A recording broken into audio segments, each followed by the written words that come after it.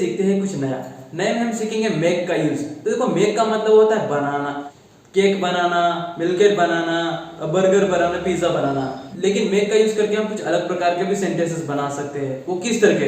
देखो अक्सर हम बोलते हैं जैसे कि मैं लेटर लिखता हूँ, ठीक है, लिखने के लिए वर्ब होती है राइट। अगर मुझे बोलना है कि मैं लेटर लिखवाता हूँ तो मैं क्या बोलूंगा? अगर मैं बोलता हूँ कि मैं कपड़े धोता हूँ, ठीक है, ये तो मैंने बोल दिया मैं कपड़े धोता हूँ, तो आई वॉश माई क्लॉथ्स। अगर मुझे बोलना है कि मैं कपड़े धुलवाता हूँ किसी और से, तो उस सिचुएशन में हम किसका यूज करेंगे और कैसे सेंटेंसेस बनाएंगे वो हम सीखेंगे इस वाले वीडियो में। तो जब भी हम किसी और से कोई काम करवाते हैं या फिर करवाएंगे या फिर करवा रहे हैं, तो उस सिचुएशन में हम यूज करेंगे मेक का। और कहाँ यूज करेंगे चलिए देखते हैं। तो सबसे पहले हम इसका स्ट्रक्चर जान लेते हैं। इसका स्ट्रक्चर है, सबसे पहले हम यूज करेंगे सब्जेक्ट, उसके बाद में helping verb, then make and object, then first form of the main verb and in the last object. अच्छा काफी बड़ा स्ट्रक्चर है ना, तो कोई दिक्कत नहीं, मैं एक एक समझाता हूँ। तो सबसे पहले सब्जेक्ट क्या होता है? सब्जेक्ट आपको पता है कि मेरे को इंग्लिश में आए, तुमको यू, हमको भी, वह लड़का होगा तो ही और लड़की होगी तो शी। ये सारे के सारे सब्जेक्ट हो गए। अब बात करते हैं हेल्पिंग वर्ब।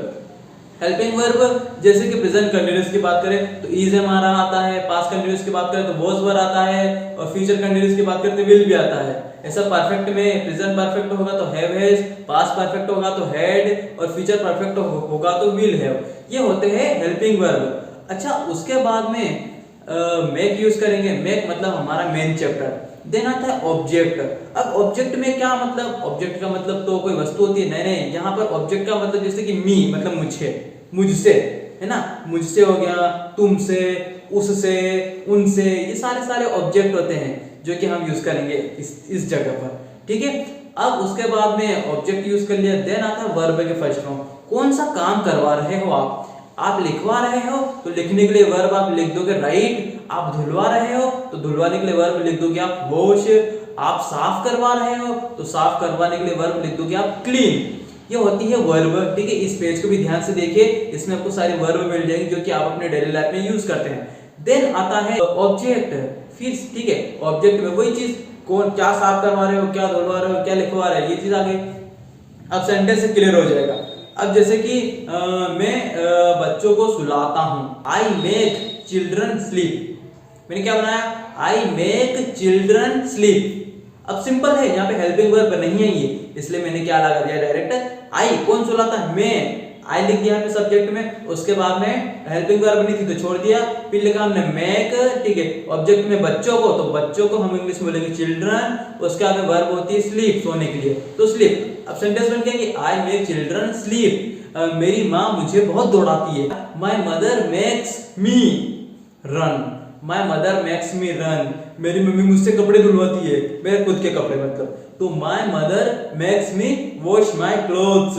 अगर ऐसे कैसे हमने पास्ट में बनाया, देखो उसने मुझे बहुत रुलाया, तो ही डायरेक्ट यहाँ पर हम लगा देंगे सेकेंड फॉर्म, मेक की सेकेंड फॉर्म। ना कि आप लगा दो कि रोने के लिए सेकेंड फॉर्म वो होगी क्राइड, तो वो लगा दी। आप यहाँ पर लगा दो कि मेक की सेकेंड फॉर्म मैड। उसने मुझे रुलाया है, तो ही मेड मी क्राई, ठीक है। यहाँ बन गया उसने मुझे रुलाया है। अच्छा अब मैं उसको रुलाऊंगा, I will make him cry.